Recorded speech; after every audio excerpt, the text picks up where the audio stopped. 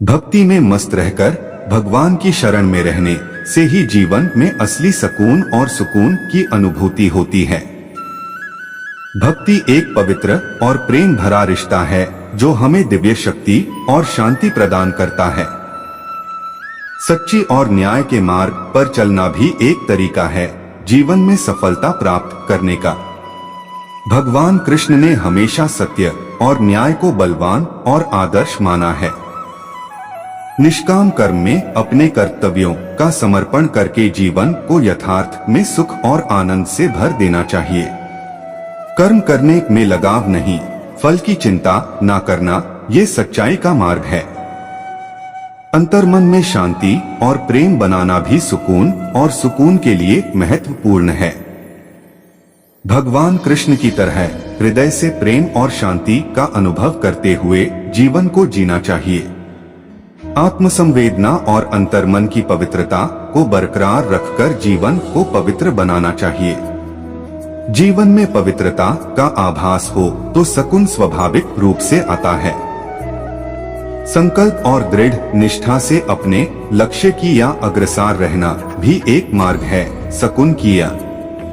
भगवान कृष्ण ने महाभारत के युद्ध में अपने संकल्प और दृढ़ निष्ठा से धर्मनिरपेक्ष राज्य को स्थापित किया। विचार शुद्धि और विवेक से युक्त रहना भी एक सुझाव है। भगवान कृष्ण ने गीता में ज्ञान और विवेक के महत्व को बार बार बताया है जो हमें जीवन में सही निर्णय लेने में मदद करते हैं। दुख और सुख, लाभ और हानि सब कुछ स्वीकार करना चाहिए। भगवान कृष्ण ने जीवन को एक नित्य संकल्प और सहर्ष के क्षेत्र के रूप में बताया है। समझदारी और संतुलन बनाए रखना भी जीवन में सुकून लेने का एक तरीका है। भगवान कृष्ण का जीवन हमें ये सिखाता है कि समझदारी और सहर्ष से हम किसी भी परिस्थिति का सामना कर सकते हैं। स्वस्थ शरीर और स्वस्थ मनुष्य के लिए योग और ध्यान का अभ्यास करना भी संभव और सुख को बढ़ाने का एक माध्यम है। भगवान कृष्ण भी गीता में योग का महत्व बताते हैं। आत्मविश्वास और आत्मविकास पर ध्यान देना भी जीवन में सुख और आनंद को बढ़ाने का एक तरीका है। अपने आप में विशेष होने की प्रेरणा भगवान कृष्ण से मिलती है। स्नेह और सहायता भावना का पालन करना, दूसरों की मदद करने में तत्पर रहना भी जीवन को साकार बनाता है। भगवान कृष्ण का जीवन भी प्रेम और सहायता भावना से भरा हुआ था। नियम रूप से सत्संग और धार्मिक गतिविधियों में भाग लेने से भी जीवन में सुकून और शांति मिलती है। संघ के महत्व को भगवान कृष्ण ने भी बताया है। भगवान की कृपा में विश्वास रखना, उनके अनुग्रहों को स्वीकार करना, ये भी जीवन में सुकून और आनंद की या हमें भेज सकता है। परिस्थितियों को स्वीकार करना और उनका सामना करने में सकारात्मक रहना भी एक महत्वपूर्ण सिद्धांत है।